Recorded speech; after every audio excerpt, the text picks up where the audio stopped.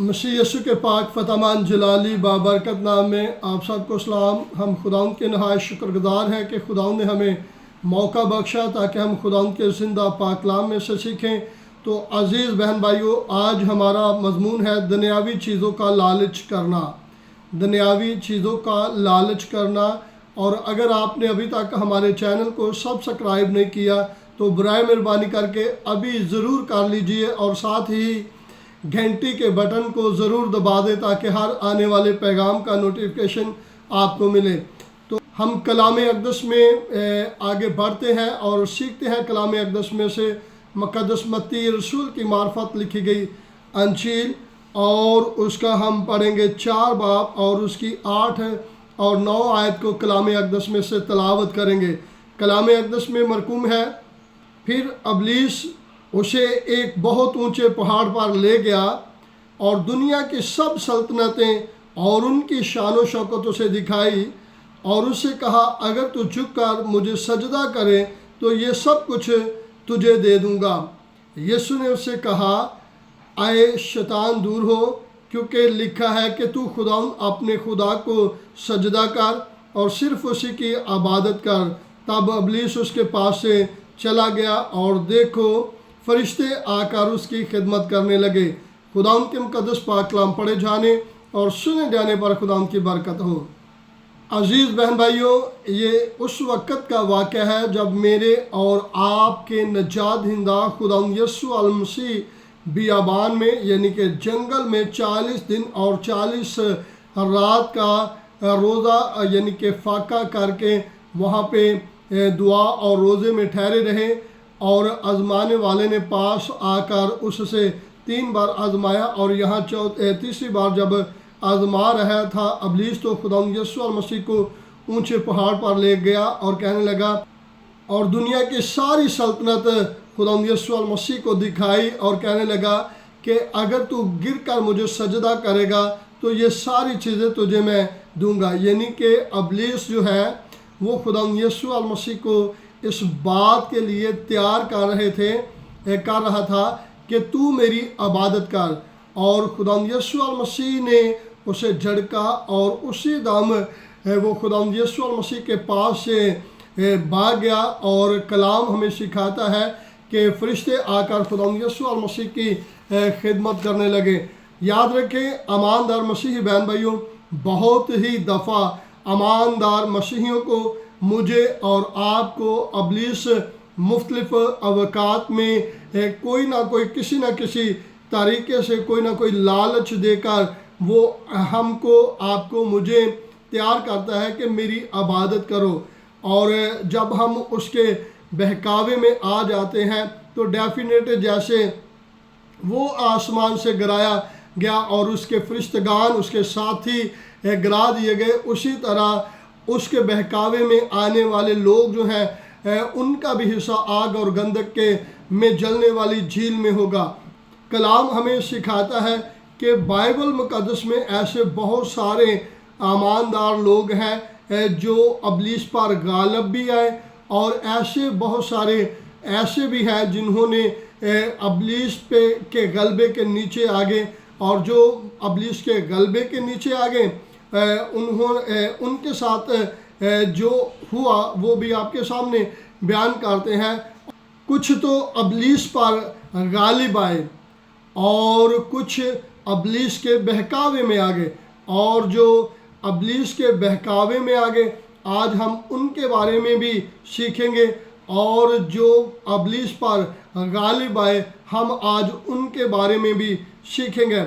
मुक़द्दस दाऊद के बारे में हम बाइबल मुक़द्दस में से जानते हैं, मुक़द्दस सुलेमान के तल्लक से, मुक़द्दस शमसून के तल्लक से, मुक़द्दस यूसुफ के तल्लक से।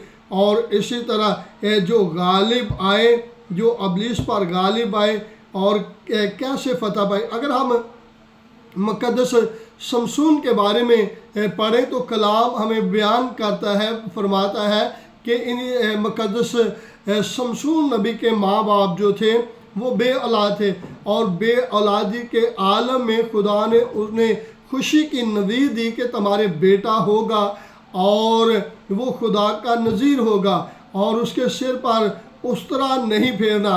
اور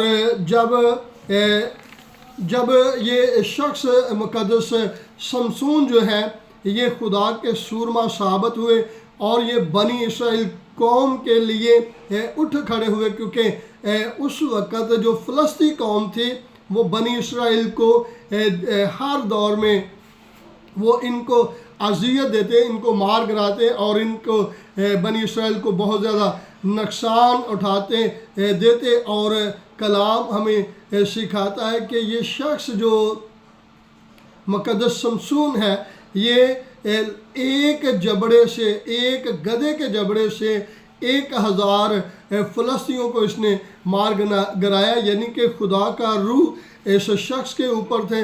معمولی سا ایک گدھے کا جبڑا تھا، اس کے وہی ہاتھ میں آیا، اس کے ساتھ ہی اتنے لوگوں کو انہوں نے قتل کر دیا۔ لیکن معمولی سے فلسطینیوں کی ایک عورت اور جس کا نام دلیلہ تھا، اس کے عشق میں اسیر ہو کر اس نے اپنی تمام شاذوری کا راز جو تھا وہ اپنی اس بیوی کو بتلا دیا، کیونکہ کلام ہمیں سکھاتا ہے جب دلیلہ کے عشق میں آپ اسیر ہوئے تو اپنے ماں باپ کو کہتے ہیں کہ میرے لیے دلیلہ کو بیاہ لا دو، تو وہ کہنے لگے کیا تیرے بھائیوں میں یا تیرے قبیلے خاندان میں تجھے عورت اور کوئی پسند نہیں ہے؟ تو اس نے کہا کہ نہیں، میں تو اسی کے ساتھ بیاہ کروں گا۔ جب بیاہ ہو گیا تو اس نے اس کی شاذوری کے بارے میں بڑی ضد کے ساتھ جاننے کی کوشش کی، بلکہ جان لیا۔ تو کلام ہمیں سکھاتا ہے کہ اس نے اس کو اپنی شاذوری کے بارے میں بتلا دیا، اور اس طرح اس سے خدا کا روح جو ہے وہ جدا ہو گیا، اور اس طرح وہ فلسطینیوں کے ہاتھ میں آ گئے۔ یعنی کہ میں کہوں گا ابلیس کے بہکاوے میں آئے کس طرح؟ ایک عورت کی صورت میں۔ اور اسی طرح ہم مقدس یوسف کے تعلق سے اگر پڑھیں تو وہ پوتیفار کی گھر میں بطور ملازم تھا، ایک نوکر تھا، ایک اسیر شخص تھا، نوکر شخص تھا۔ تو وہ وہاں پہ اپنی غلامی کی وجہ سے اور اپنے نوکر کی وجہ سے وہاں پہ جو کام کرتے تھے اس کی وجہ سے اپنے خاندان سے وہ دور تھے، اس کی وجہ سے وہ بہت زیادہ پہلے ہی پریشان تھے۔ لیکن کلام ہمیں سکھاتا ہے کہ پوتیفر کی بیوی نے اسے اپنے جال میں لانے کی کوشش کی، اور اس نے کہا کہ میرے ساتھ ہم بستر ہو، لیکن مقدس یوسف نے وہاں سے اپنی جان چھڑائی، تو وہاں سے وہ بھاگ گئے۔ تو ہمیں بائبل مقدس سکھاتی ہے کہ خدا کا بندہ مقدس یوسف جو ہے وہ اپنی اس راست بازی، پاکیزگی اور خدا کے ساتھ ایک اچھے ریلیشن کی وجہ سے وہ اسی ملک کا وہ بادشاہ، وزیر اعظم بن گیا۔ یاد رکھیں اگر ہمارا خدا، ہم خدا یسوع المسیح کے فرمان کے مطابق اور خدا کے حکموں کے مطابق چلتے ہیں، کیونکہ یسوع المسیح خود فرماتے ہیں کیونکہ تم مجھ سے جدا ہو کر کچھ نہیں کر سکتے۔ اس کا مطلب ہے ہم واقعی ہی اگر مسیح سے جدا ہو جاتے ہیں تو ابلیس کے بہکاوے میں آ جاتے ہیں، اور ابلیس ہمیں مار گرائے گا، ہمیں رسوائی اور پریشانی کا سامنا کرنا پڑے گا۔ لیکن خداوند کے کلام کے مطابق اگر ہم زندگی گزارتے ہیں تو ہم ابلیس پر غالب آتے رہتے ہیں۔ عزیز بہن بھائیو، اگر ہمارے اندر دنیاوی چیزوں کا لالچ، اگر ہم عورت کا لالچ رکھتے ہیں، اگر ہم بینک بیلنس کا لالچ رکھتے ہیں، اگر ہم اپنے اچھی گاڑی کا لالچ رکھتے ہیں، تو ابلیس آپ کو کہے گا آپ میری عبادت کرو، تو آپ کو سارا کچھ مل جائے گا۔ ہم نے عبادت کرنی ہے اپنے خدا کی، یسوع المسیح کی، جس کے تعلق سے لکھا ہے کہ ہر ایک گھٹنا اس کے سامنے جھکے گا، خواہ آسمانیوں کا ہو، خواہ زمینیوں کا، خواہ ان کا جو زمین کے نیچے ہے۔ خدا اس کلام کے وسیلہ سے آپ سب کو برکت دے۔ God bless you.